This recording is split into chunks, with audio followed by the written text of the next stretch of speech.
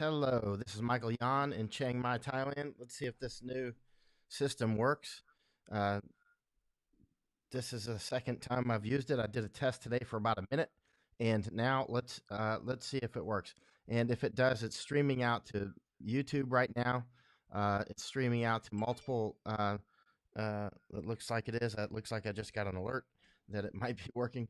So it's going out to my Facebook page and should be going out to Periscope and a few other pages. And so let's see the highest quality that I've seen.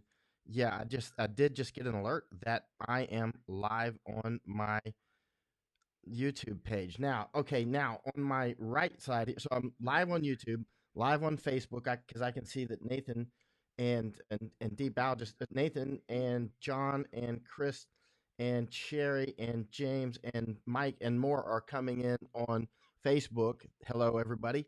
And I'm looking at comments over here. That's what I'm looking at. And then I see Debo from Texas is on, but he's on YouTube. So I'm watching. So my incredible software package here, and Doug just came on YouTube. So, so most of the people I see coming on Facebook at this point, but I can also see comments coming on YouTube. So, all right. Isaac in court just said it looks good on YouTube, and Crichton Prowit's also on YouTube now. It looks better on YouTube. You can go over to my YouTube page. It's Michael.Yon, War Correspondent, and Cannibal Hunter. There's two pages by the similar name.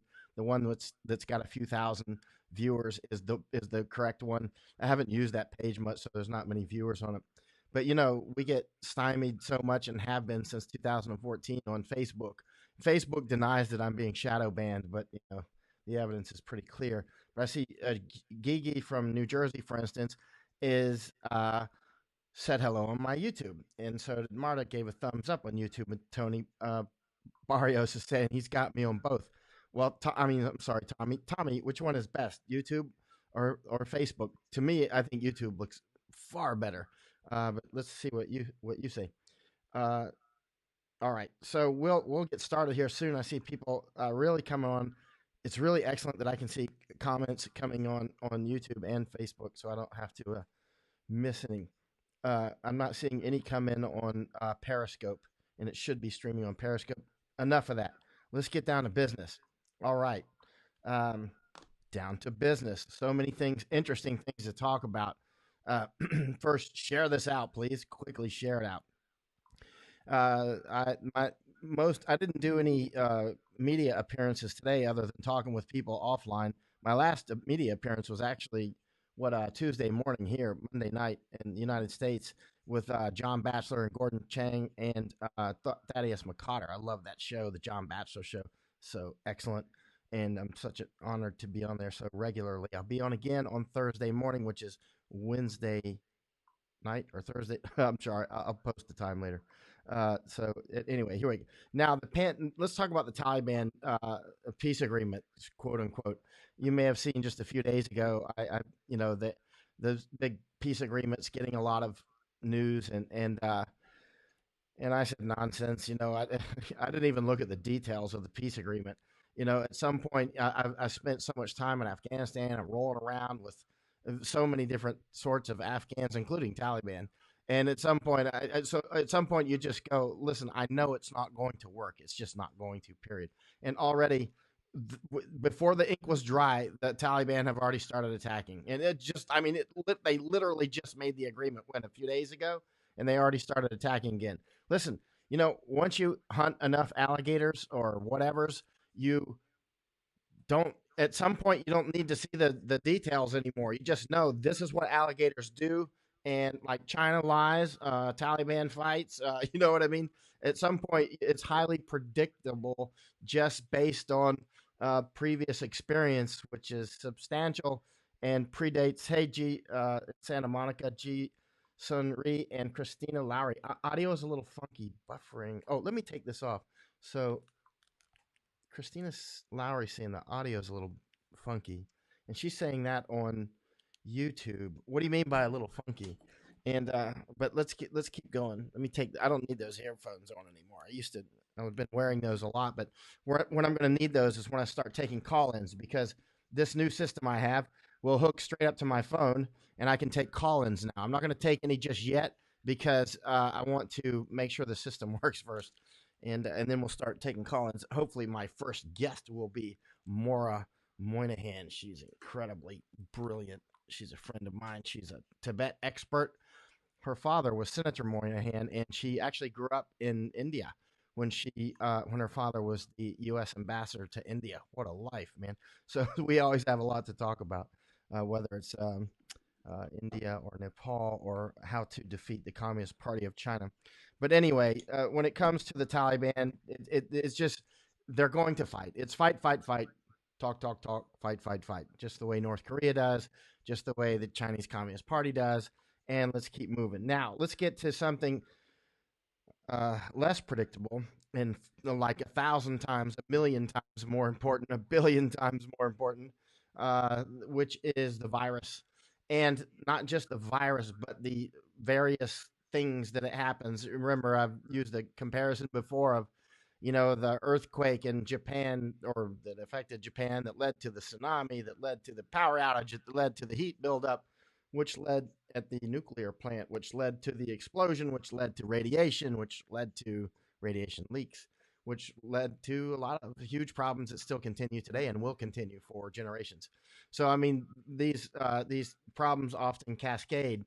And the initial problem with the virus, for instance, will easily survive the virus. I mean, there could be huge people die. I mean, who knows? It could be 100 million people die. We don't know yet.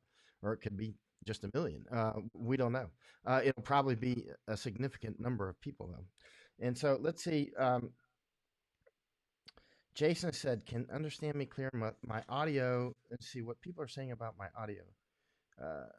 Your audio is slightly sputtering on occasion on YouTube. What about, and wait a minute. So also I see people saying, oh, I see, maybe let me up my volume here. How's this? That should be a little better. How's that? Is it better? Let's see. 1, 2, 3. Test 1, 2, 3. We'll get this bugs worked out of this thing, and then we'll have it. Then we'll know what we're doing. Let's see. Because if Jason and others are struggling to hear, then that's not acceptable. Because I have this really incredible system here. This sound should be as good as, and Doug is saying choppy sound. I touched my face. It was a Facebook as well.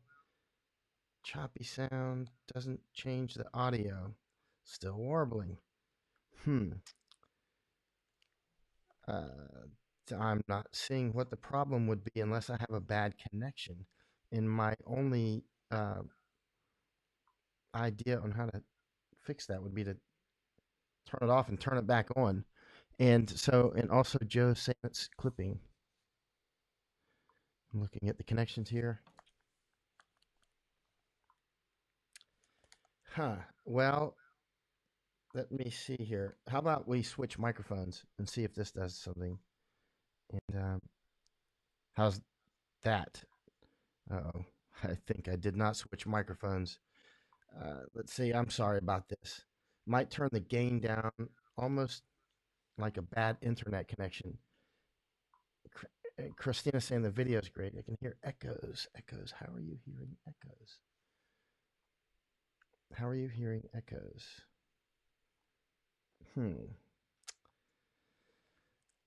Well, I hate to bother people. Maybe I should turn this off and come back on. I can hear and see perfectly. Ciao, Patricia. Wait a minute. How's it going? You're good, closer to the microphone, somebody says. John Miley. Sound a little choppy, but doable. Maybe I just need to be closer to the microphone. Barely noticeable. Warbling came back. Maybe I just need to be closer. And then Graham says, totally lost you. You just could be because the gain is not quite good enough. Let's try a little bit more gain. How's that? Let's see. 1, 2, 3. So many important things to talk about when we're having these tech issues. Cindy is saying fine on my end. It's going to be okay. Keep going. Worse, closer. So some echoes only happened when your conversation was more excited. Let me try a few different buttons here. How's that? Let's see if that's made any difference. And Let's see here. Maybe this is still readable. What a problem is not at your end, Jim says. At which end? Fine for me too. Grace is saying, what is your audio output bit rate? Good question. How do I even check that? I don't know. I don't know what my audio bit rate output is, and I hate to do this while we're trying to go live. Audio can still be a buffering issue. Without earphones, better sounds. Cynthia is saying we are fine. Just mix, no difference. The audio make me want to clear my throat. So take your time. We want to hear so many important things to talk about, and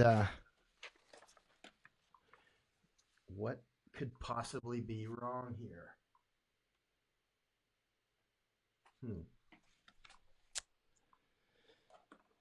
Fine for me, Suzanne saying, and it may be too high for your outgoing connection, maybe bandwidth. Well, we can continue if you want, and move away from the speaker.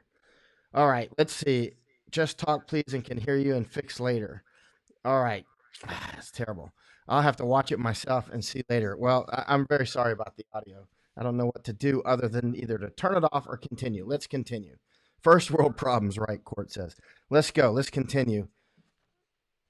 Oh, you know what might be a problem? This might be better. How's this? This could be better. 1, 2, 3, 4, 5, 6, 7, 8, 9, 10. That might be a lot better, actually. All right, so here we go. Let's go. All right, here we go. All right, so anyway, on the virus, this virus is obviously far more important than the Taliban,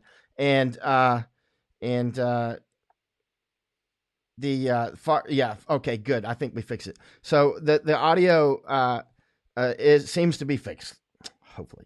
So right now, the virus is by far the most important thing going on in the world. You see the markets crashing. You see all kinds of economic problems, and the United States government trying to stem any sort of panic moves, and also to increase, and they've changed lending rates and all sorts of things. They're hitting all the levers and buttons in the cockpit to try to keep the economy going strong. Obviously, as I've said since January, remember, I lifted and shifted in January. I still am working on the Hong Kong insurgency, but that was the biggest important thing going on in the world at the time.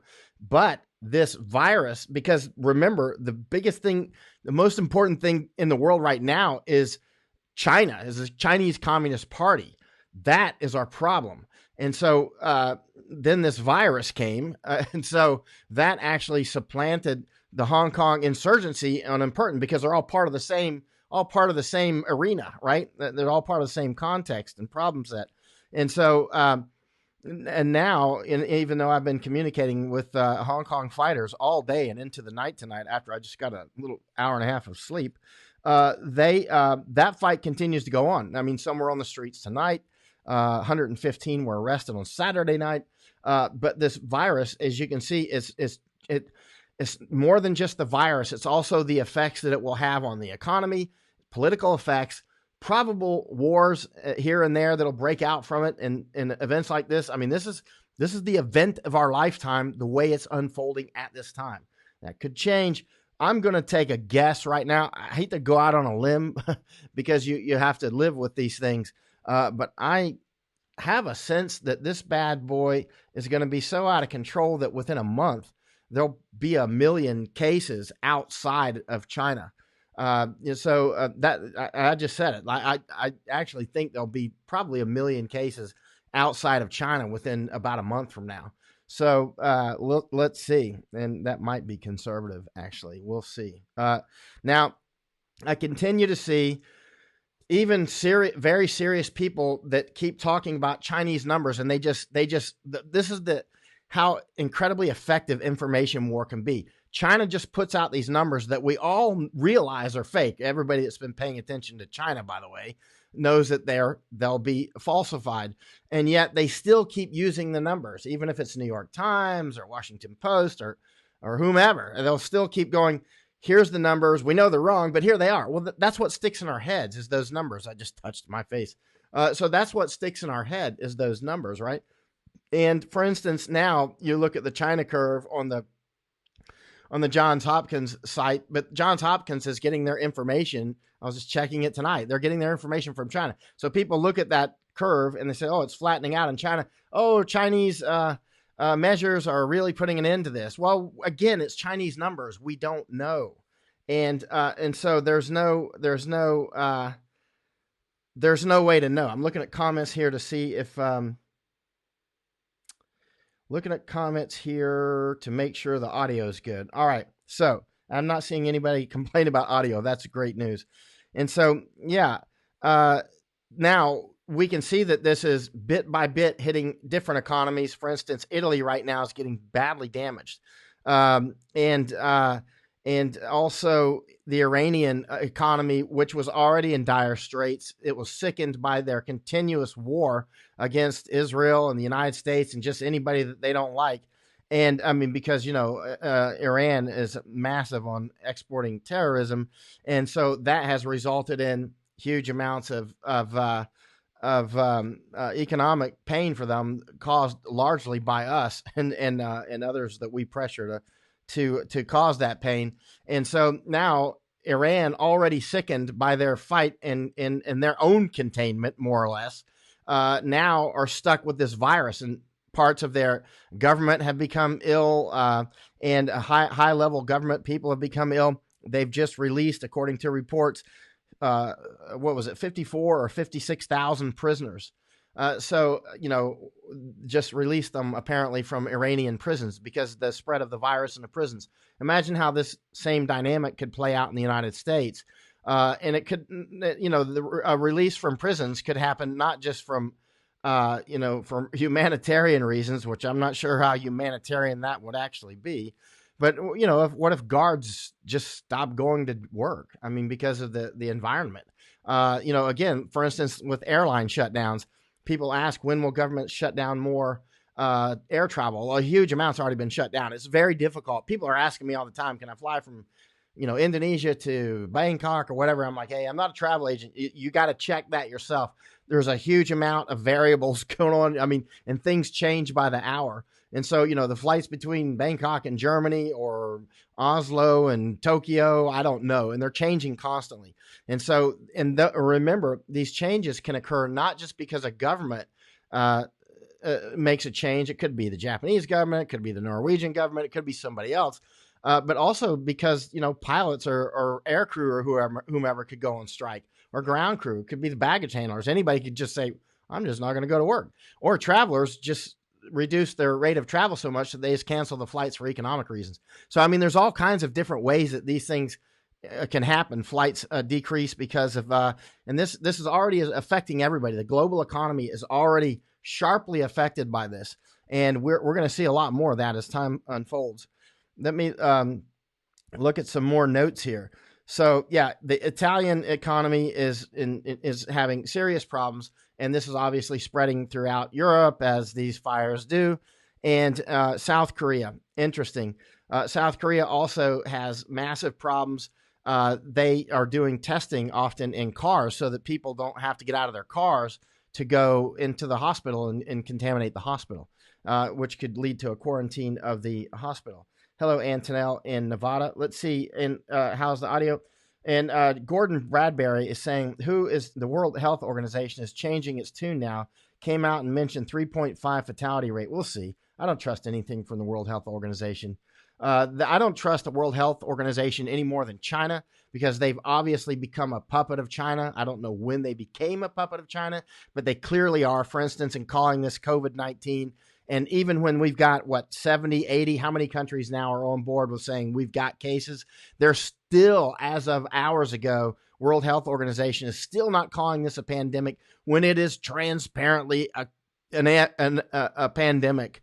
And so, and this is clearly at the urging of the Chinese Communist Party.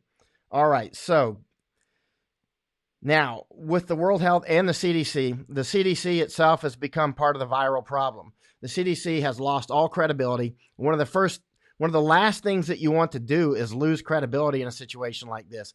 But we can't just pretend that they have credibility when the Centers for Disease Control and Prevention have overtly lied to us and misled us and missed the boat repeatedly, and not just under President Trump. They've done it serially through decades. So this is not a Trump thing, although he's made some pretty wild statements on this virus. As much as I've supported Trump on immigration, on clamping down on China, I just wish he would do it a lot harder. Not just the travel, but trade-wise and many other things. I really enjoyed what President Trump has done on many things, but not on this virus. On this virus, he's getting a failing grade from me so far.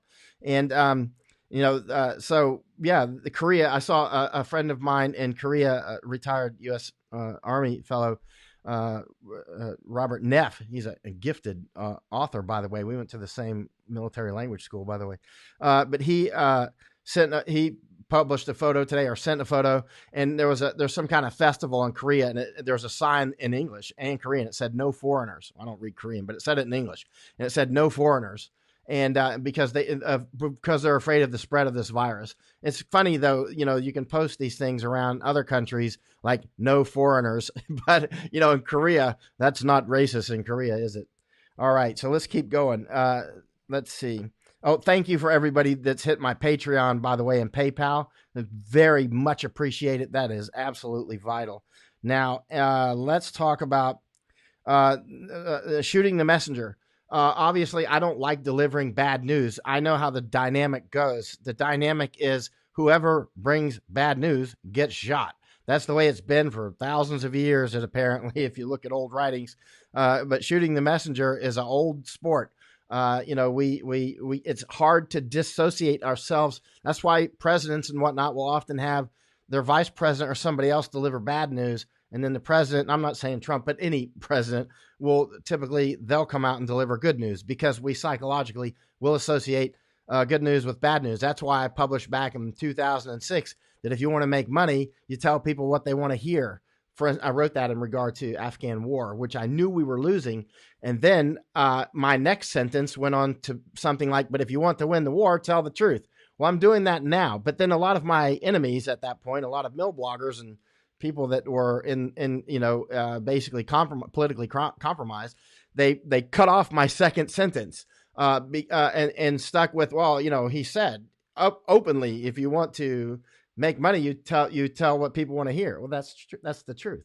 But I was then saying that we were losing the war in Afghanistan, and that was 2006. For people that know much about the war about Afghanistan, I mean, I was saying that on like Fox News. I was saying that to CNN. I was saying that all over American media. I was writing it in major articles. And so, I was saying it very clearly, and a lot of people said I'd lost my mind, just like with this virus, the things I was saying in January. And so now it's becoming self-evident. But there's still a lot of people, even as of hours ago, that still don't, even highly educated people that think this is all about panic. And this, I think, they're at very best part of the problem. Now, I saw a headline from Washington Post. I saw it about an hour ago. It said, Iran's reaction to the coronavirus has become a danger to the world. That was Washington Post. I'll say it again. Iran's reaction to the coronavirus has become a danger to the world. That's interesting. That's an interesting point because, first of all, I don't call it the coronavirus. Let's just call it what it is. It's the China plague, the Wuhan virus, right? And so they're picking on Iran when Washington Post clearly and openly at times has sided with China at times. I'm not saying that they always do it, but they clearly are compromised by China. Clearly the problem is China. That doesn't mean that countries like Iran we could have done more, United States, other countries, Thailand could have done more, Japan could have done more. We all could have done more by isolating China immediately, stop all flights from China, but nobody did it. By the time President Trump stopped limited flights from China, just from Hubei, that sort of thing. First of all, there was already Chinese all over the world. And secondly, it was like closing one window in a hotel for a 40-story hotel, with all the other windows open. We can slow it down, which has a lot of value, but we weren't stopping it. So, But we will have a tendency, not just with this particular virus, but in the future and in the past, we'll focus on some often religious group. For instance, Koreans focusing on that cult in Korea that seemed to have super spread issues. But is that cult in Italy? Is that cult in Iran? Is that cult in China? Is that, you know what I'm saying? So, I mean, this happens over and over, whether it's Nazis blaming Jews or whether it's, there's always this blame, and we'll focus here on Iran when really it's a lot of people. Everybody who's not taking this seriously it's like a million arsonists now. You ever read that book by, what's his name? V.S. Naipaul? Yeah, the Indian guy is a really wild book. I read it many years ago when I was cannibal hunting. But anyway, it was a million mutinies now, right? But this is like a million arsons now, or millions and millions, where people that aren't taking it seriously and aren't wearing protective garb. And they'll say, well, only old people are dying, as if they don't care about their grandparents. It's not how this is going to work out. Trust me. We've already seen the markets crashing, and this is going to continue in one way or another, because this thing is just getting started. The Chinese economy, as we know it, has collapsed. And the China that we knew in December, I'm looking at something on the screen back here. The China that we knew in December is dead. Now, the Chinese Communist Party is still alive, but the Chinese Communist Party that we knew has been emasculated economically and politically. They don't have the oomph that they had just even very recently. I'm the only one saying that. I haven't seen anybody saying that the CCP as we know it is dead. I haven't seen a single person say that, and I'm paying very close attention. But it's clear that the China that we know is dead. The Chinese Communist Party, let's say more clearly, is dead. It may survive. Now, cults have an interesting dynamic. I've studied cults quite a lot when I was tracking cannibals and studying cults, because my old Green Beret old timers would always say, study religions, study cults, study all these things, because you're going to come across these things and all your things that you do in life, and you need to study them up now. And so I've spent years studying those things. Interesting dynamic with cults is that when they get into a rough situation, like let's say predicting that the asteroid's going to wipe out the Earth and we're going to all go off in that. Remember those guys with the asteroid cult? Where are they, in California? I don't recall. But interestingly, you might think that a cult would, once they are proven wrong, would then just dissolve and disappear. That's often not the case at all. And they often get stronger. They don't actually dissolve. They pack on more members. They redouble. They don't quit. And so look at the cult of Mao. The Chinese Communist Party came out of that. Look at all these various communist cults. Mao, because communism is definitely a cult-like government structure. It's sort of a religion. If you've studied communism enough, which I did. I started heavy study of communism while I was a Green Beret. And you realize that, especially when you stack this on the study of cults, then you see the overlay is quite clear. I mean, whether it's Leninism or Maoism or the various isms of communism. So whether or not the Chinese Communist Party itself will just blow up and be gone, communism certainly will not be gone. We have the, Bernie guy running for president right now. He may keel over at any minute, though. I mean, communism, I wrote that in my first book, Danger Close, which came out in 1999. And this was long, when a lot of people thought communism was dead. I remember I put one sentence in there. I put that one sentence in there in 1999 as a time capsule. Something like, what did I say? People maybe who's got that book. My book, Danger Close, is really, you should read it. If you read the first page, I'll bet you'll read the rest of the book. Read the first page of my book, Danger Close. I'll bet you'll read the rest of the book. But I put one sentence in there, something about communism.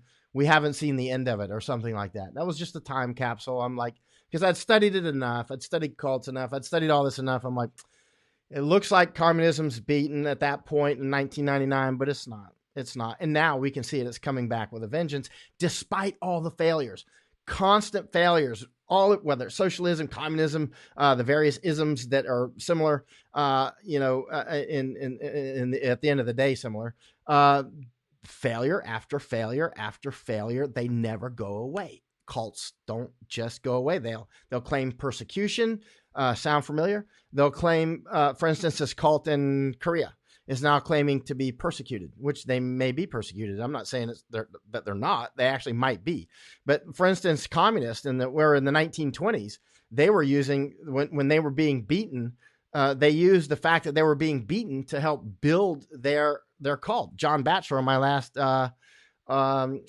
interview with him and Gordon Chang and Thaddeus McCotter, said that just 2 days ago, right?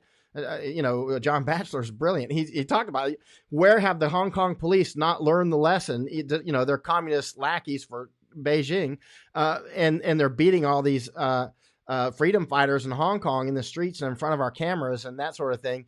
And this only makes the freedom fighters stronger. That's one of the ways that communists got so much stronger, was people would beat down the communists, and that helped them become stronger, paradoxically. So that's very interesting. So you get that catch-22 going, where counterinsurgent actions, if you do wrongly, is bad medicine and exacerbates the disease. But you'll see often in cases like this that I'm going to start taking questions later, but I want to go through a few things first, and then we will. Gosh, so many because they're coming in on YouTube as well, and they're coming in on Facebook, and so right. And also, this is should be live streaming out to Brian Kolfage's pages as well. I hope it is. Brian Kolfage is doing incredibly important work down on the U.S.-Mexican border on helping to build walls down there. That's incredibly important. I got some of his coffee here, actually. I'll talk about that on another broadcast. But now, what to do next in the United States? Well, first of all, as I said about less than 24 hours ago or so, we really should close the borders. I mean, the United States is going to get hit hard, but we can still slow it down and try to keep our hospitals from being overrun. Because once the medical facilities are overrun, we get down to triage, and a lot of people just aren't going to get it treated, and the case fatality rate goes up, because it's already known that this particular disease the case fatality rate is highly contingent upon how much good medical treatment that you get, right? And so once you reach a certain point in epidemics, pandemics, they're same thing but bigger, right? Well, not exactly the same, because in the pandemics you get all these different dimensions that are international, political. But anyway, not to go into that. But whether it's 9/11 or combat or something like that, you got too many casualties for the medical personnel or the medical facilities to handle, and then so your fatalities go up simply because they can't get care. Triage, right? So we're about down to triage. And so what are we going to do when it comes to our own prisons, when this inevitably gets inside of our own prisons? What are we going to do? Keep them in prisons like on the cruise ships? I saw an advertisement. Oh, Barbara Boyer says she's watching it through Brian's page. Good. I love Brian Kolfage, and all his supporters are doing really vital work. And when I finally come back to America, I want to go down and see the efforts that they're putting into building the walls. It's very vital. It's incredibly important. But let's talk about the United States. I mean, containment is out of the question at this point, and now we're down to mitigation, to damage control. And so that's where we're at now. Now, I've been saying for a long time, people who've read my work for many years know that when I say something this confidently and this directly and in this tone of voice, that I'm batting 400, which in non-baseball people's terms is 100%. Anytime I change to this tone, very direct, very confident, I have always been right. You won't find a time when I've been wrong. And that's been some big things. The Iraq Civil War, I was saying it a year and a half ahead of other people, and I was saying it repeatedly.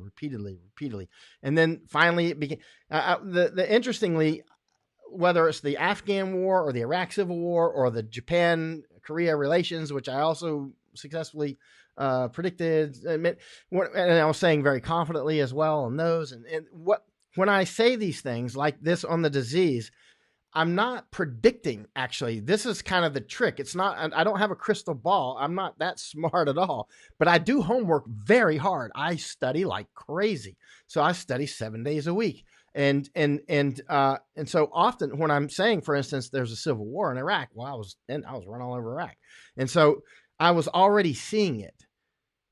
Others didn't see it, or they were in denial for various reasons. One was just political, or maybe they just couldn't see it. But I was out there all over the place. I was watching them decapitate each other and that sort of thing. They were really going, most of the casualties at that time were Iraqis killing Iraqis, that sort of thing. So when I was saying these things, they were already there. So it's sort of like me predicting that a house is going to burn down. I just walk out of a house and I'm like, hey, that house is going to burn down over there. And people are like, no, the fire alarm's not even going off. And I'm like, well, there's a candle over there. The kid just set the curtains on fire. The fire alarm will go off soon. Call the fire department, or whatever. You know what I'm saying? And people are like, no, whatever. It's not. And I'm like, well, there's, and before you know it, the house burned down and the neighborhood's on fire. Right. And so I wasn't predicting the Iraq civil war. I was telling what was already happening. Same with the Afghan war. I wasn't predicting what the Taliban was going to do. I was looking at their history and looking at what was going on. Just like when I walked into the insurgency in Hong Kong, and I understand insurgency at a PhD level. That's the one thing I can talk about with all these guys with the PhDs and counterinsurgency and all that stuff. Well, I can talk with them straight up peer level, no problem. And oftentimes with more experience than a lot of them. Some of them will have more experience, but not very many.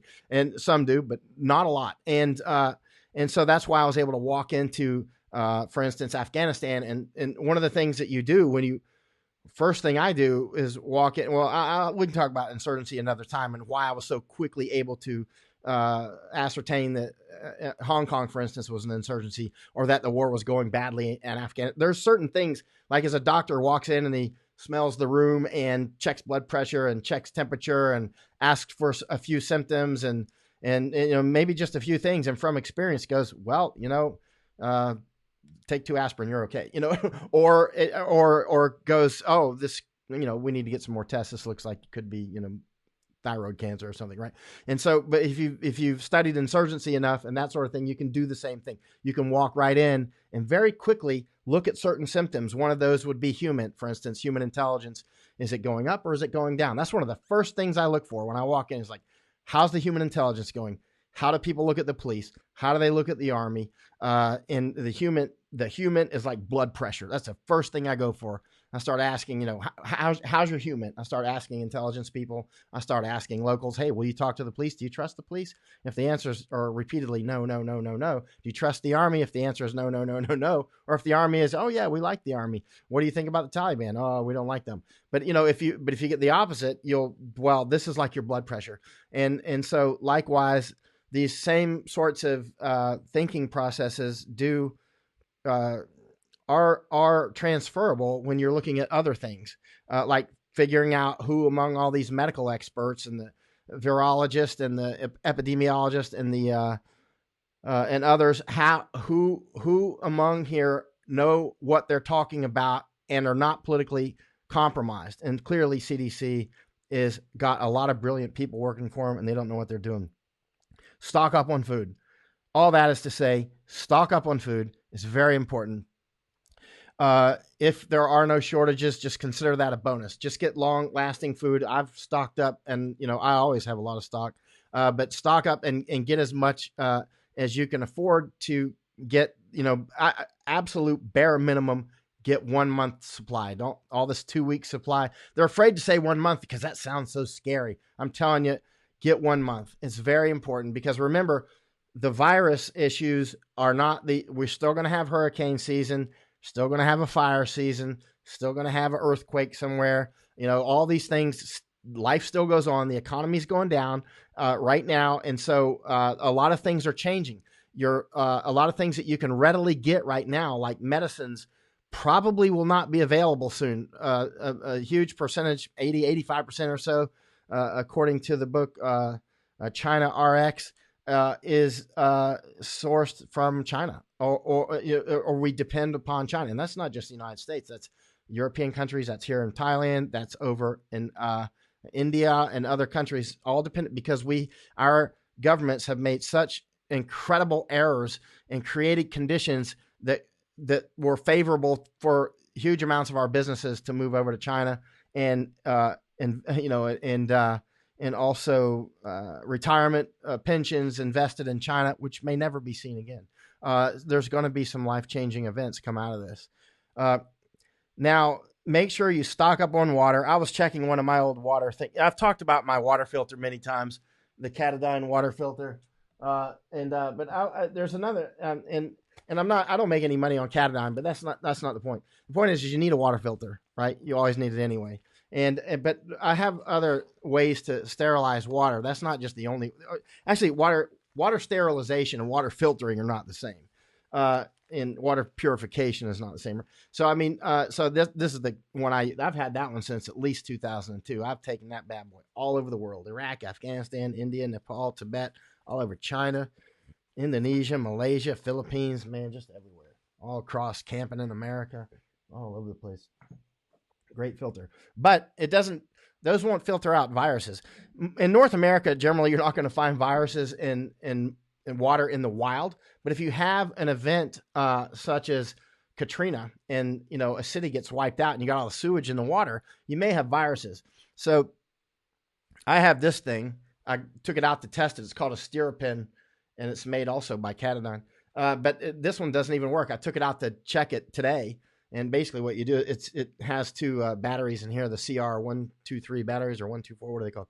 And you hit this button, and then there's two sensors here, and you stick it in the water, and you stir the water, and the UV kills the pathogens, including viruses, right? Not that viruses are alive, apparently, but you stir it up. But this one's not working, so I sent a message to Katadyn some hours ago. It was working before, but there's a sensor here and a sensor here. But so this will actually kill viruses and bacteria and all that good stuff. But it's not working. And one of the things about this sort is you don't normally use it. I just have it as backup, and now it's not working, right? Well, there's the red light, and I just saw it blink. Yeah, you can see it blinking. But the point is see, it's got three reds and a green. That's a problem. A lot of people don't remember what those codes mean. I don't remember what they mean, so I looked it up on their website. And that's one of the things many people were complaining about is by the time they use these things, because they'll buy it and only use it a couple times, and then they keep it and they need it next year, and they forget what all the flashing codes mean. But the bottom line is UV is a great sanitizer, but things like this, you can't rely on them. And so they use these little batteries that you've seen so many times. But there's other ways to sterilize your water with UV with sunlight. You take bottles like this as an example, and you cut the plastic off with your Swiss Army knife, because everybody's got a Swiss Army knife, right? Or just tear it off. So you take all the label off, right? And the water needs to be kind of clear to begin with, right? And then you want to make sure it's clear enough that if you look through it, you can read, like newspaper below it, if you can see through it. So it's clear enough that you can actually see through it. And then what you do is you just set it in the sun. You lay it in the sun, and the UV will missionaries teach people this all over like in Africa. So you lay it in the sun, like on your roof, right? And lay it in a way that it's getting, really the whole body getting sunlight on it. Don't stand it up like this, but lay it down and lay it in a way that it's getting full, and leave it all day in the sun. If it's cloudy, it'll still work, but still, partly. Anyway, look up online. You can see more information about that. But you should leave it out all day, and you might need to leave it 2 days. It depends on the if you're up in Norway, it's not going to work as well. But if you're down near the equator, seriously, you got the sun. When you're at the equator in the sun, it's noontime. There's no shadow, right? There's no shadow. And so, but you can put up, 100 of these water bottles and always have them day after day in the sun, and the UV it doesn't filter it, obviously, but the UV will kill the viruses and that sort of thing, and the bacteria. So anyway, let me see if there's any questions. A lot of people will use things like Clorox. I'm not going to go into that. There's 1,000 ways to filter or to purify water in different ways, or to sanitize it. For instance, killing the viruses. There's so many ways. But let's see about any questions here. And again, thank you for hitting my pay. Wow, so many questions. Let's see. Can you put close to the screen so I can see the brand? I can't understand what you're saying on the name. Are you talking about the Sterapin? It's this. Let's see if that shows. You can. I mean, it's not. Wait a minute. That's too close, isn't it? I mean, get it to autofocus on that Sterapin. There's different kinds. This is an older one. You can see it's called the Adventurer. I think the new kind is Adventurer Opti or something like that. They only get about 4-star reviews. Spider-Man uses it. And so, but they, again, I don't use it very much. This is one that I would use sometimes and for various reasons, and it's good to have around, but it's not one that I use constantly. What I use consistently, though, is my Katadyn water filter. The Katadyn is the one that this is the one I've pumped like 1,000 gallons through this bad boy. Katadyn pocket filter. This thing is really a great filter. You can just go to the Katadyn or go to Amazon or whatever. I don't make any money on doing that. I'm just telling you that's good stuff. All right. Creighton says Nashville hit by a tornado last night. Uh-oh. Got good friends up there. Hope everybody is good. All right. No tested and not reported. What's going to happen with the prisons? I don't know, Barbara. Good question, though. Yeah. Like the theater mode in YouTube, Tommy Barria. So you can hit the YouTube, you can hit the theater button and the camera looks it looks better, huh? Okay. Now, Chris Madden is saying, any theories why nobody in Africa has contracted the virus? At least not yet. Warm climate. Okay, hold on. First of all, Africa's got a lot of climates, and next, we don't know that Africa. There's not enough testing, even in the United States. We don't know, and we'll never know exactly what happens in Africa, because Africa, is Africa, and so it's a lot of things are just going to happen out there, and we're never going to hear about it. And so, no, I don't know the answer to that. But other than I would say the chances of it not being in Africa and widespread are pretty doggone remote. Okay. All right, Shalise, can you put close to the screen so I can see the brand? I hope you got it. I hope you got that.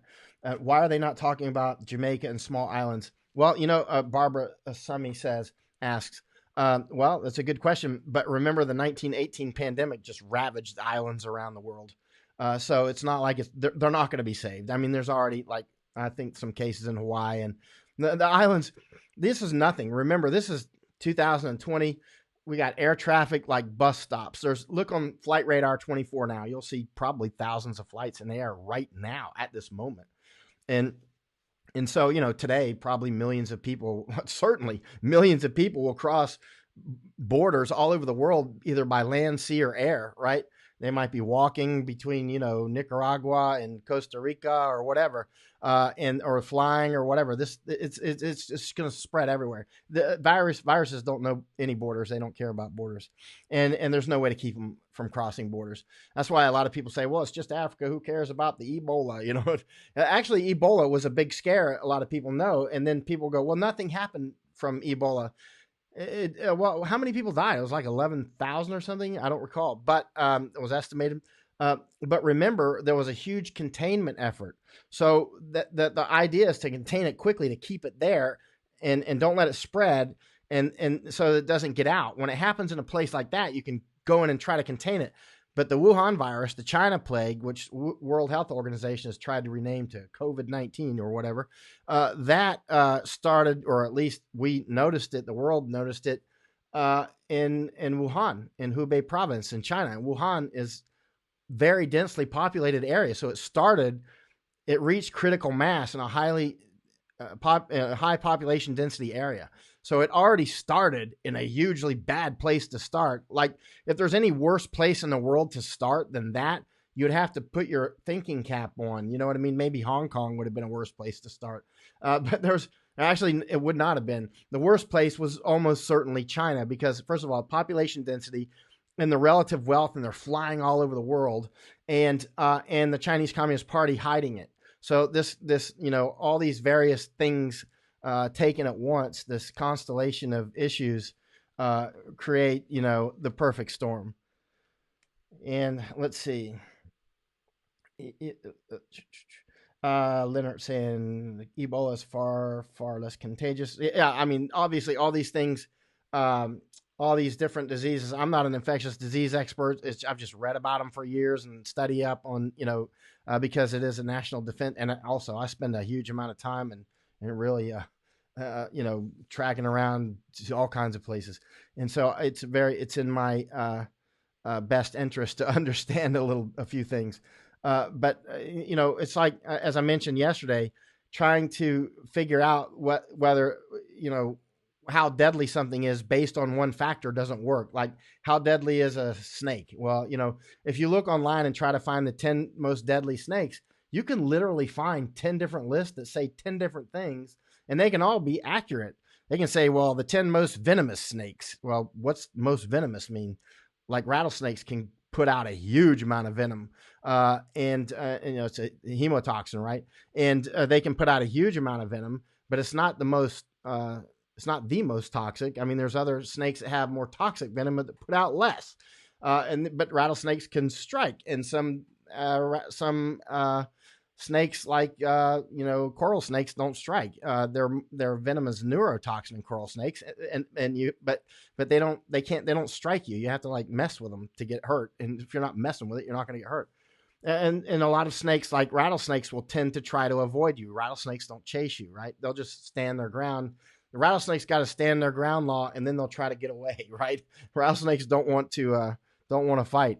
That's why they have a rattle, right, to tell you to please leave me alone. But then there's other snakes that will crawl in bed with you, for instance, and some in Asia, I think the crate. And then there's snakes that'll actually chase you that are quite deadly. And then there's other snakes that are super venomous, like sea snakes, but who's running around out with the tuna fish? Not many people get bitten by those. All right, so let's talk about. I'll just answer questions. Dawn Girl says, we don't have any cases yet in Hawaii that we know of. Good. It won't last for long if you don't. China does a lot of work in Africa. Yes, they do, Chewy says. Africa has lots of Chinese invaders. Yep, I've heard so many stories. And, and so many stories about how, Chinese and various sorts of Africans, there's many African cultures, that just, they don't get along well. A lot of mutual racism. Hello, Nathan. Good, loud and clear, and text. All right, say okay. I'm looking for questions. And hello, Monique Barnett, Margarete Bennett, and Christina Lowry. Let's see. Okay, hello in Ohio, Pennsylvania, and okay. Let's see. Wow, there's so many here, but I'm not seeing a lot of questions though. Hello to everybody though. Oh, good. Hello, Cypher184. New video looks great. Thanks, Chrominator. Took a lot of work and effort, but we got it going. And we're going to improve it more. But we'll continue to improve it as the time goes on. Okay, let's see. Well, I'll just skip all the way to the bottom here because many of the questions. What about the prisons? What's going on? Barbara says. I think that was an old question that I already answered. Love the Spider-Man cushion, Nicola says. Great, me too. And so, yeah, Tommy says, cottonmouth moccasin will come after you. They always say that, but, and I used to swim. I've caught a lot of cottonmouths and been, they stink. And been out there, and rattlesnakes actually stink too. But I've been out there with them a lot, and I've never been chased by a cottonmouth. But everybody will say that. Everybody will say cottonmouth can get you, and they can bite you underwater and all that stuff. I don't know if they really can. That's a ongoing debate amongst people that swim with cottonmouths, which I've done. Not intentionally, but if you're swimming in Florida, you're swimming with cottonmouths. Michelle Witzel, I agree. All the students from China returning back to colleges in the U.S. after Christmas break. But before travel restrictions were in place, that was my concern. Oh, yeah, they're out there. They are out there. Wow, look at that. I can actually click your question and it makes your question pop up on the screen. Is that cool or what? The overlay has been added, resized, in the pinch zoom gesture on your trackpad.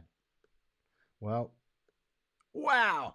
This is so cool. This is new software.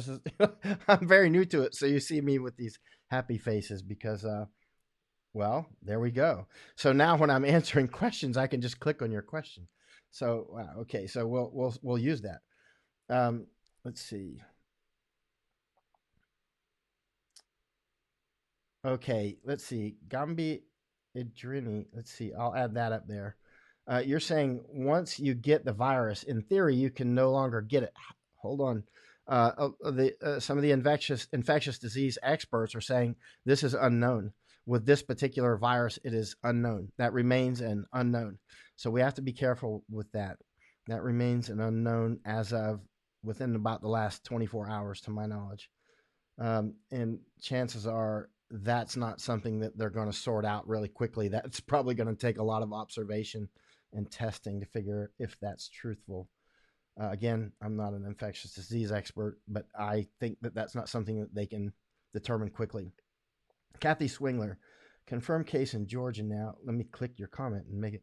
Oh, look at that. That is so cool. All right. Confirmed cases in Georgia, and now one confirmed case here in North Carolina, Wake County. I've been to Wake County many times. 9 have now died in long-term nursing home in Washington State. Good Lord. North Carolina confirmed the patient had traveled to the nursing home in Washington State. How many were on the same flight returning to North Carolina? Well, that's a good question.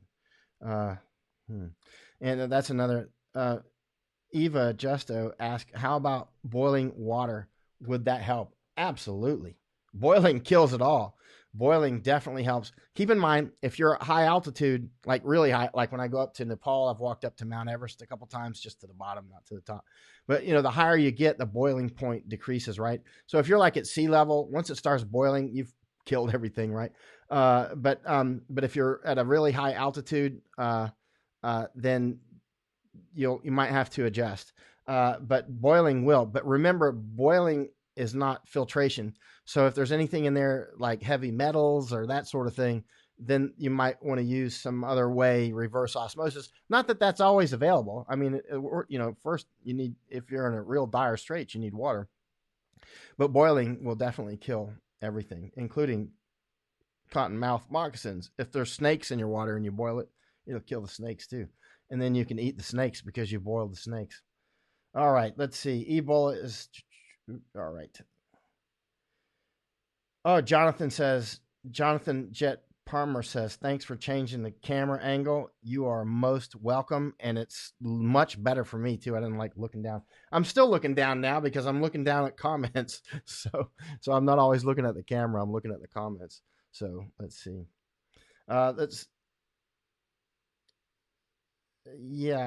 Michelle Barker Held is saying, couldn't this virus have been brought to the U.S. before the quarantines and travel bans? Oh, definitely. And the chances of that having occurred are approximately unity.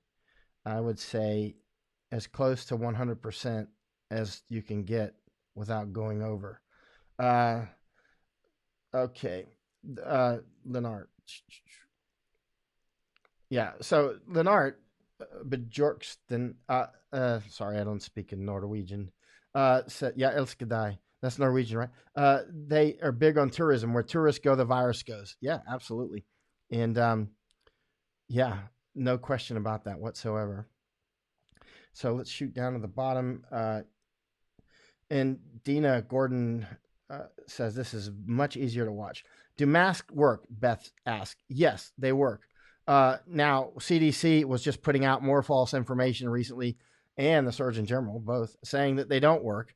But what they're trying to do, the United States failed in our preparedness. We didn't stockpile the masks that we need. So our medical professionals and everybody else, maybe, the people running the prisons and that sort of thing, will not have the mask. So they're just transparently saying, don't wear masks. They're not helping you anyway, because we need them in the hospitals. We need them in other places because, we need masks because they help. And remember, this radiates beyond just this disease, beyond this virus. Once the hospitals are overwhelmed and doctors and nurses and other medical professionals are now out of action because they're infected or in quarantine, then they can't work, right? And already many surgeries have been postponed. So this is a big deal. So there's many surgeries now that are not happening right now. There's many medical procedures that are not happening now that should be happening. This is all stockpiling too for those that, are not so affected that they die from not getting procedures. And so make question type twice present size. Oh, okay. Eric is saying, all right. Eric is saying, oh, I see what you're saying. Eric is saying, make the question size twice the present size. Okay. Got it. Thank you for that feedback. Is that too big? Oh, wait. How about that? And I'll put it over here. But that's what Eric says. And so that's what I did. Good. Is that big enough? How about people that need glasses or that looking on a tiny screen? I don't know how this will look on a cell phone screen. Rita Holland Moore. Let's see what Rita says. Rita says, then our comment shot up. Rita said, wait, let me click it again. There we go. I was at the doctor office yesterday and inquired about the availability of my prescription. I was told that this virus has mutated 3 times. So how long has it been around? They were concerned, but did not overplay it. Yeah, I'm not overplaying it, but I don't want to underplay it either. It's quite serious, or I would not have just basically stopped everything I'm doing to study up on this world-changing event. Steve Conley says, looks good. I wear glasses. Talking about screen. Good. And Nita Yates says, perfect. And Sean Mitchell says, looks good on the cell phone. I love that we're able to. And Ewan actually put a link up. Where does this? Oh, here's Ewan's link. Now I'm going to try something. Hopefully this doesn't knock me offline. I'm going to click this link that Ewan sent and see. And if I just knock offline, then we'll know I shouldn't do that in the future. Let me see. Oh, the link doesn't work. It's not a hot link for me. So anyway. But Ewan put a link that says masks work. Thank you. And all right, let's go back to the bottom and look for more questions here. Hello from New Mexico. That's a beautiful state. Let's see. Trying not to panic anyone. See, that's the, obviously some people are just going to panic, and some people are going to sit like turtles on a log until the gator gets them, right? And then some people are going to be so cool now, and then they panic later, And then there's people like a lot of people on my Facebook and me who I'm not panicked at all, but I'm very prepared. I got plenty of food. When I go to wars, I wear all my body armor. You know what? I carry, you know what that is? All the military people know. You know what that is, right? That's a tourniquet, right? When you get shot, you get a leg blown off or whatever, these are obviously very important. And, I used to wear tourniquets on both legs and arms. Not tight, of course, because you'd kill your leg and arm. You wouldn't be able to work. You wouldn't be able to stand. Anyway, but I would keep them there in case I got shot in the leg or got a lower leg or arm blown off or something. Then they could tighten it up very quickly, or maybe if I'm still conscious, I could do it myself. So, and some people say, oh, that's paranoid. And I'm like, am I really that paranoid? Because I have almost certainly done more real combat than any living American war correspondent. And I'm not talking war. There's people who go, I've been to 25 wars and I spent all my time in all those wars. I've seen a lot of people that spend a lot of time in wars, but don't really do much time in combat. And I spent a lot of time in combat, and I can back it up. You can see gazillions of photos that I've published and videos and, other people's videos with me in them out there in firefights and stuff. And it wasn't just like 20 or 30 or 50 or 100. It was hundreds, it was like a lot. And so I don't panic. But I do prepare, I still have tourniquets and when somebody gets shot or gets their legs blown off or whatever, and people are putting these tourniquets on, if they're still conscious, they're always screaming, because it hurts like crazy, and actually some people actually, grown men will still actually call out for their mother and that sort of thing. This is very severe stuff, but I would see these things and I would continue to go to combat day after day, despite seeing these things. And so I'm not panicking. I'm just telling you what's up. And what is up is this virus is quite real. And if I were you, I would pay very close attention to all aspects of this virus. Steve Conley saying, let me see. Steve Conley saying you already can't buy mask. What is this? Let's see. You already can't buy mask, regular paper mask, 60% effective. Don't panic about what you can't control. Yeah, nobody's panicking, Steve. Well, maybe somebody is, but I'm not. But I don't even like masks like this. I don't like them at all. I don't. Frankly, they suck. I like these sort of masks, and I like Spider-Man. And these are the. This is the kind I'm wearing right here. This is the 3M 7502. It's a 7502 mask, right? This is the one I'm wearing, and the filters I've got is a 6001 filter. You can see it. I don't know if that's focusing well. How is it? 6001 filter. Now notice that one doesn't have the outsert on it. This is a activated carbon filter for organic vapor. But notice that one has the outsert. See that white part? That's the P95, or you can get N95, right? The 95 is 95% of particulates. So so I got that, and then I put these outserts. See that outsert? That is it. Will it focus? Oh, that way. Sorry. Screenshot that. You can get that on Amazon, right? Screenshot it. Oh, if it's focusing. Anyway, so that snaps onto here. Snaps on. So now it's actually two filters, right? So I got the activated carbon is this one. And then there's this one, this P95, or you can get an N95. And then it's easy to breathe. I mean, you can wear this bad boy for a couple hours and it doesn't hurt. Like I was wearing it the other day for a couple of hours, and it was quite comfortable. It was very comfortable. And plus, you look like Top Gun, you look like Maverick in F-14 or whatever. And even Spider-Man likes these sorts of masks, Sorry, I like Spider-Man. People make fun of Spider-Man. They just don't have good taste. All right, so let's see. South Africa, Phineas Singh has donated 30,000 masks to China. Why? Why would they do that? Let's see.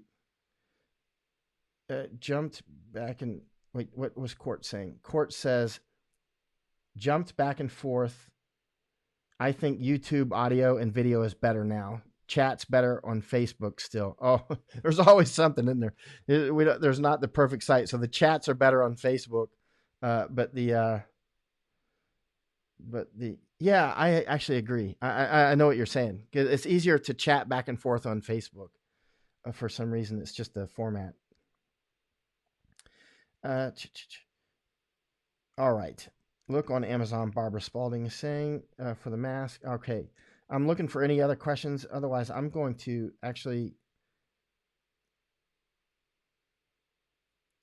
Let's see. Steve Connolly saying 3M masks, the best respirators, most effective. 3M is not shipping them to stores, only to necessary government agencies. Actually, a friend of mine, a Japanese friend, actually, we were talking yesterday about masks, and I was telling him to get this one. And I told him specifically to get this one. And while we were on the phone, he specifically bought this one. I think he got it from Amazon. I'm pretty sure. And he got this same outsert that I got. And he got this same 6001. And look, since I've taken this off and putting it, we've just learned something. I've taken this off and put it back on numerous times to show it. And look, it's cracked. It's now cracked. See? Cracked right there. I may have to glue that together. But luckily, I got extra. But still, I'm not going to take it back off again now. Well, as long as it'll hold that white part on, it'll be good to go. But still, you can see the plastic. I touched my face. You can see the plastic is that did crack. So that plastic seems to be a little brittle on the clear plastic part here on the top part. All right. Let's see. Rita saying this picture and sound is so much better. Thank you. We put a lot of work into it. Thank you. Thank you for everybody who's donated on Patreon, PayPal, Venmo, Bitcoin, my Japanese bank account, which is Mitsubishi Bank, Bank of America, Zelle, so many ways. And my new books are out, by the way. My new book is out in Japan. It just came out about 2 days ago. And it's only, you can find it on Amazon.jp. It's only in Japanese language. You can find it. You can go to Amazon. And it's also on an ebook, so you can buy it in an ebook as well. So there we go. Yeah. And so that's my third book, and it's on Japanese. It's on Chinese Information War. You can see that's my old picture when I was more handsome in the Iraq War. And so I've had 3 books in Japanese language about similar topics. And so I'll talk about this more later. Actually, later today, I'll just do a dedicated video for my books. And then we'll talk about Chinese Information War and the Comfort Women scam, which is amazing. It makes people angry sometimes when I talk about that, but it's something, you know how I research so hard. Let's see. All right. Caroline Sparkman wrongly says the masks aren't needed unless you are a worker in a hospital that has flu cases, and this is completely false. But that's what the CDC and others are saying, but it's completely false. And others are saying the opposite, and it is false. And you don't need to be even an infectious disease expert to realize that when you sneeze, I got on an airplane on February 5th. I know it was the day because that was the day that Hong Kong authorities kicked me out of Hong Kong, right? And so I was on an airplane flying back to Thailand, and a Chinese lady just sneezed, boom, all over everybody in the plane. If she had a mask on, at least it would have been contained to her. But instead, she just sneezed and didn't close her face at all, and just boom, all over the place. I think I was live streaming when she did that, wasn't I? Was I? Because I had published it immediately. I was just like, here, this is what we're dealing with. That was February 5th. And I was already talking about that hardcore. That's all I was talking about at that point. That was February 5th, remember? So I'm one of the earliest people that was right on top of this from the beginning, realizing the peril that this represents. And keep that in mind when you're looking at serious sources. That's important. I do my homework. And so when I'm able to say right off the top of my head that the masks are important, then it's because I've done a lot of study. And I'm saying that with confidence. I'm not just like, of course they're, no, that's what they are important. That's what people that are not compromised by the politics in the United States, that, you know, our government failed to prepare and stockpile masks. So now we have a mask shortage because approximately 93% of our masks are not made in the United States. They're made in China, and China needs the masks for China. And so we have a shortage of masks because our government did serial stupid things like outsourcing pharmaceuticals or setting the conditions that made our manufacturers want to go to China or use Chinese manufacturers for masks, for whatever's, pharmaceuticals, key equipment for our military and that sort of thing. So, and then even once they're made by China, we still at least could have stockpiled a bunch of masks, but we didn't. And, you know, why didn't we have at least, there is at least one American mask producer. What's the name of the company? It was on the Steve Bannon's Pandemic show, which is a fantastic show. I've watched all 31 episodes so far. I think it's 31 episodes, right?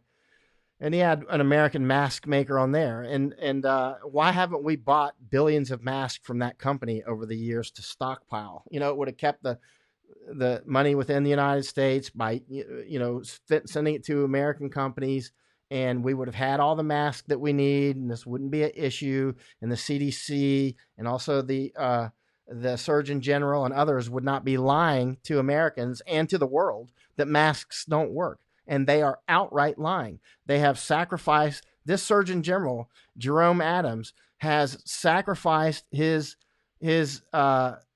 credibility to the point where it's irretrievable.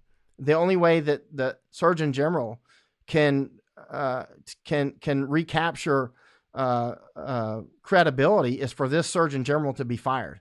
He just has to be fired. That's the only way. I mean, he's contaminated.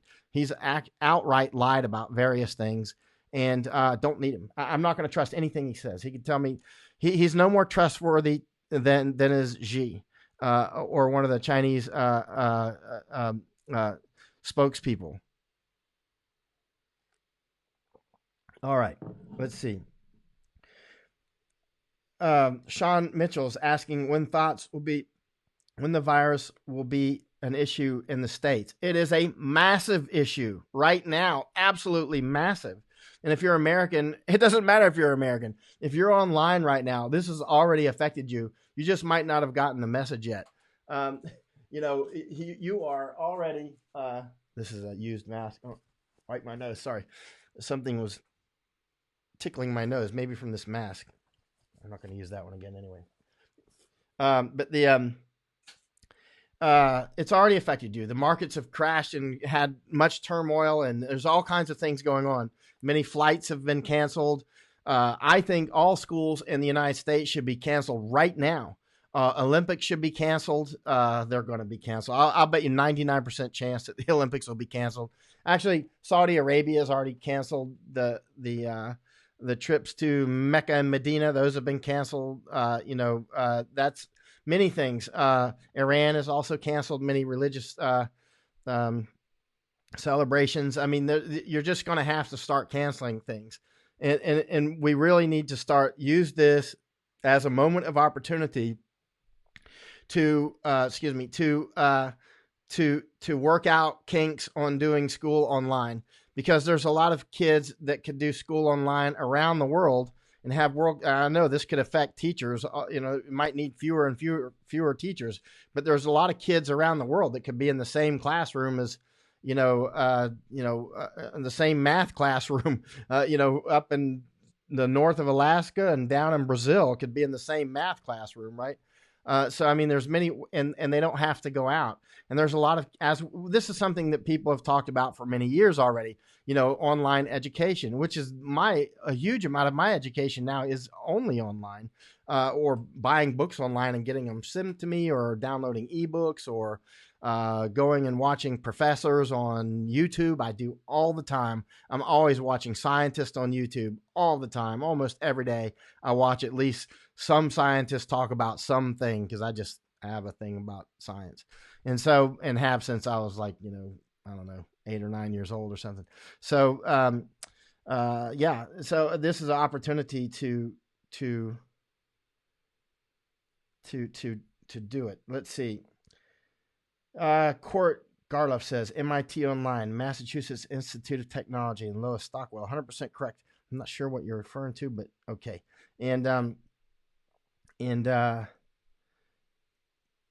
Okay, please.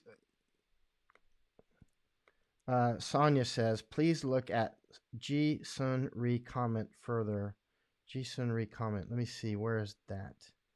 Ji Sun Ri comment. Where is it? I don't see it. It must be very far up here, because I've gone up very far. Neha says, is your mask one size fits all? This one comes in 3 sizes that I know of. 7501 is small. 7502 is this size. That's medium. And 7503 is large. This is a 3M 7502. You see the M, medium? Is that focused? And you can get that on Amazon if they still have them. I think they do, because again, I'm almost sure my friend bought it there. I don't see that comment that you were talking about. It must be way up here, because I've already scrolled up dozens of comments. I don't see it. All right. Okay. Hey, Ward Smith, my old childhood friend. Is there any info about child fatalities in China? It has been suggested children are carriers without symptoms. Yeah, I've seen that as well. And, Japan just canceled all schools, not universities yet. I say yet, the qualifier there. And because the kids can become super spreaders, right? The children can just get it and bring it all over the place. You know how children are. So they'll just be little reservoirs running around. And so, yeah. And so I don't know. I mean, of course, China, we can't trust anything from China anyway, but we should get reliable information out of countries like, South Korea and Japan and the United States. Well, I don't trust the CDC at all, but there'll be doctors and scientists that will break ranks. Mike Collins says Brian just voted for Texas support for the wall. Good. The speaking of which, Super Tuesday. What a Tuesday it's been. Unbelievable. And look, America's coming down to a choice between Bernie the communist, who's literally looks like he's in very terrible health, and Biden. Come on, man. Biden thinks he's running for the Senate. Have you seen him? He's like he's losing it. I don't want to make fun of him. That's just wrong. But he's unfit for duty. He's unfit for any sort of public office. He's actually one of the problems that we have in the United States with people that are just professional politicians for life politicians that are like senators and vice president. They're like everything for life. They're too entrenched. It's too much old. He's just a professional con artist. And now, how can anybody even at all vote for him when they see he's like coming out like every day? Biden is saying things that just don't make sense. It looks like he's got some sort of dementia. And I'm not an expert on that. But you can see that something's wrong. What Michelle Witzel saying, what mitigation efforts has Thailand taken? Not very many. They've put up thermal scanners at a few of the airports, but those don't matter because a huge amount of spreading is asymptomatic anyway. And also, Chinese know how to get around those. They'll splash cold water on their face in the bathroom before they come through, or they'll take Tylenol to lower their temperature. There's certain things that you can do to lower your temperature, like going to the bathroom first and cooling off your face. Touch my face there, but they'll cool their face off, take Tylenol and that sort of thing, things to reduce their temperature. And let's see. Sonia Jones is saying, you and Kip won't even let or even comment, huh? Okay. All right. I'm looking for any questions specific. Super Thursday, Chewy say. I'm looking for any specific questions. And Lois is saying you're dead on about Biden. Something's wrong with him. Biden, like he is showing signs of dementia. Yeah. What mitigation efforts? I've already answered that. Let's see what Sonia's saying. Sonia Jones. She's saying they've took over their factory in China and set the machines to make 1 million body bags. Oh, really? Well, I wouldn't doubt it. Except, I don't know.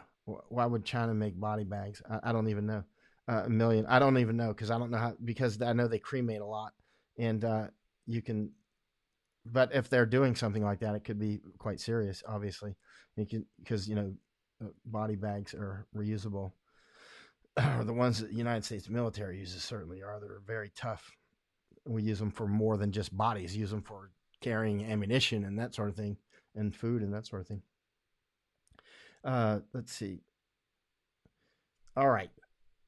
What about, okay, Sean Fleck is saying, what about Vietnam? Only shows 16 infections. Do you trust these numbers? Oh, no, I don't trust Vietnamese numbers. No, not at all. Because Vietnam also, look, we can't trust American numbers. That's been clear. I mean, for just so many reasons that we could just go on about, the test kit fiasco, Surgeon General, giving transparently false advice, CDC failure after failure after failure, and just playing it down like nothing's going on. In reality, they're so trying to say, let's be calm, that they're not telling everybody to leave the theater that's on fire. All they need to do is be very crystal. If they're trying to save the markets by showing a happy face, it's not going to work in the long run. Well, it didn't work. You see what's just happened, right? Look at financial news for today. Let's see what it does in the next month. I mean, you can't hide the fire for long. You can only cover it up for, at first, again, you smell it. Yep. Do you smell a fire? Yeah. Well, that was me back in January. I'm like, hey, I smell a fire. I smell a virus. Obviously I'm not smelling it, but I was like, something's wrong here. And you can see from the things I started to post and the things I started to say on my live streams, something's wrong with the virus. And then finally on, since early to mid January, I was already talking about it. And then certainly by late January, I was talking about it a lot, and I was getting more and more concerned. And then by early February, I was just like, oh man, this is really dangerous. And now it's a month later, and and there's still people in denial that this is not a huge and growing risk. It's like there's smoke all running through the town, and they're still denying that there's a forest fire. All right. Okay, let's see. Adolfo, Chinese airplanes are landing in Tijuana, Mexico, and are sending their passengers to America from there. Yeah. I mean, that's what they'll do. For instance, Chinese exchange students going to Australia were just going to Bali first. And people that were, when we put up the travel ban from Hubei province, they were just going to other places first. And then it's too easy. It's too simple. What Leigh Lewis said, 51 confirmed cases in UK as of 9 a.m. this morning. Let's see. Okay. Let's see. What does Ewan always has something important to say? And Ewan doesn't post stuff without. I've never seen Ewan post something wrong, actually. Sometimes Ewan posts stuff that I don't know about, but when I check into it later, it's always accurate. Ewan says, Ewan Kitmoon, N95 is a filter rating, removes 95% of particles bigger than 0.3 microns. Frontline nurses in Singapore used 3M brand disposable N95 mask during SARS outbreak. You should be like a co-host, Ewan. You're always super accurate. Let's see. Matt Romano, Trump 2020 crushed the Communist Party. Trust me, I won't be voting for Bernie. Penny is asking, what is the situation in India? I got on my vaccinations last year to go back to India.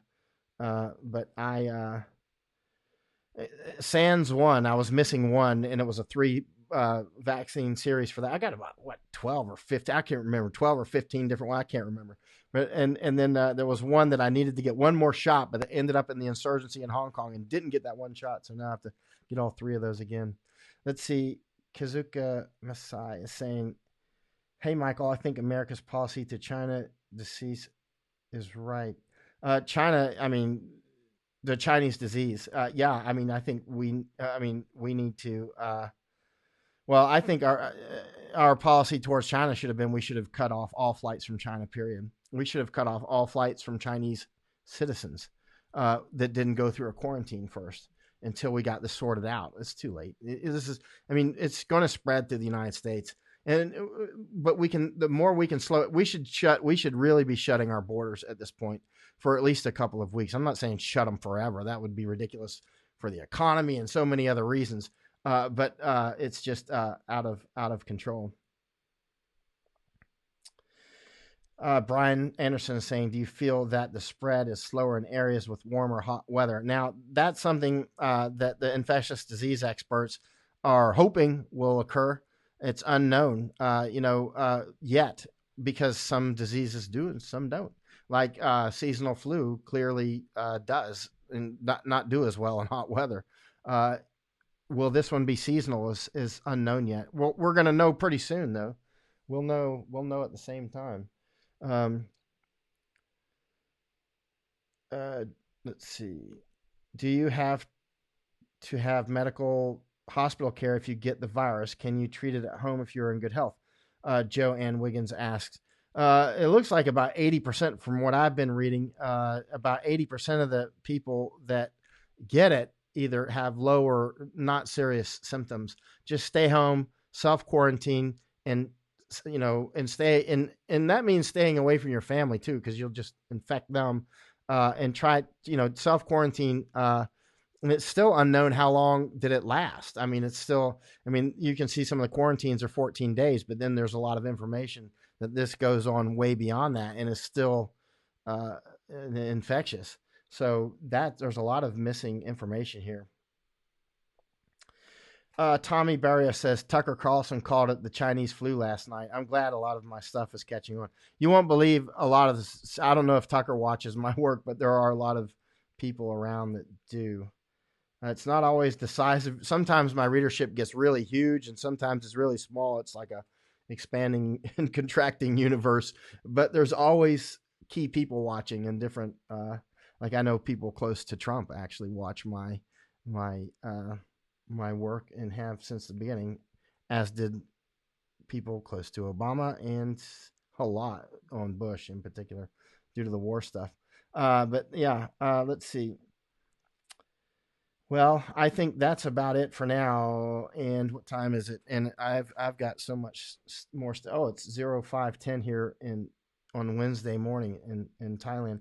I'll be back on the John Batchelor show. It'd be Friday morning right here. Thursday night, I think. I think Thursday night at 21:45 EST. So that's Washington time. It'll be with Gordon Chang, the famous Gordon Chang that you see all over CNN and Fox all the time, and everywhere, and you'll see him about 10 times a week on major interviews. And Thaddeus McCotter also often on the big interviews, and we all four of us are often doing on the John Batchelor show. John Batchelor is the host. I love his show. I've been watching it for years. So John will be the host, and then Gordon Chang will be on, and then Thaddeus McCotter, and then they have me on twice a week. And so Marianne Burrows says, I was able to order both your mask and filters on Amazon. Good. Did you just do it, Marianne? If so, that's good news. Stephen Davila says, World Health Organization estimates coronavirus, we'll call it disease, or we'll call it a China plague or Wuhan virus death rate at 3.4% higher than earlier estimates. We'll see.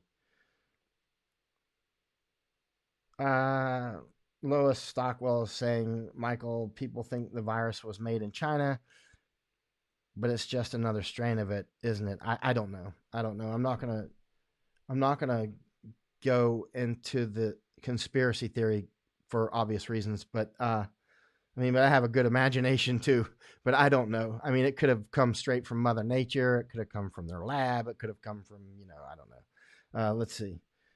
There's a good chance that sooner or later we'll find out, but I don't believe we know the answer yet, but I don't even know that. I don't even know if somebody knows the answer. Hey, Jane Bookless. Let's see. Azar isn't even a doctor. He was a lobbyist for Big Pharma. Okay. Kung Flu. That's what I'm saying. Obsession of the month. All right. Let's go ahead and shut off for now. Ewan Kit Moon says, go to Michael's Facebook page. I love the way I can see all these comments here on the right, and they're so much more clearer for me to see than before, and my ability to click them and let others see. Okay. And wow, this changes how we can work. And again, I'm going to start taking call-ins after I make sure this other part of the system works, because now people can call in on my phone, and it'll go straight to, and you'll be able to hear them talk. Actually, I'm going to send a message to Maura Moynihan right now and ask her when she wants to come on. Hey, Steve, and thank you. And again, thank you for everybody who supports my work. Thank you very much for hitting my Patreon. It's vital, vital, vital. Thank you for hitting my Patreon, PayPal, Venmo, and Zelle, Bank of America account, Mitsubishi Bank, Japanese, a PayPal, Patreon is. I love Patreon because it's monthly support, and I like to thank everybody.